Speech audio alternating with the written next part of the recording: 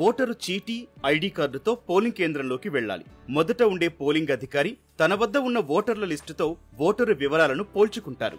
ఆ తర్వాత రెండో పోలింగ్ అధికారి ఓటరు చూపుడు వేలిపై సిరా రాస్తారు. తన వద్ద ఉన్న రిజిస్టర్లో సంతకం తీసుకుంటారు. ఒకవేళ ఓటరు నిరక్షరాస్యులైతే వేలిముద్ర తీసుకుంటారు. అక్కడి నుంచి మూడో పోలింగ్ అధికారి వద్దకు వెళ్లాలి.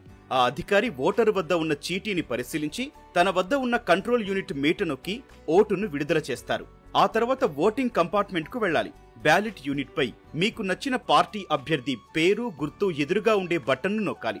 ఆ వెంటనే ఓటేసిన గుర్తుకు ఎదురుగా రెడ్ లైట్ వెలుగుతుంది. బీప్ అని సౌండ్ వస్తుంది. పక్కనే ఉండే వీవీప్యాట్ యంత్రంలో మనం ఓటేసిన గుర్తు, అభ్యర్థి పేరుతో స్లిప్ కనిపిస్తుంది.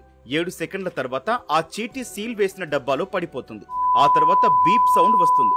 అప్పుడే ఓటు నమోదు ప్రక్రియ ముగుస్తుంది. ఇందులో ఏవి జరగకపోయినా అక్కడుండే ప్రిసైడింగ్ అధికారికి ఫిర్యాదు చేయాలి. ఓటరు గుర్తింపు కార్డుతో పాటు Aadhaar, PAN, driving licence, passport, ఉపాధి హామీ జాబ్ కార్డు వంటి 12 రకాల కార్డులు ఏవైనా చూపించొచ్చు.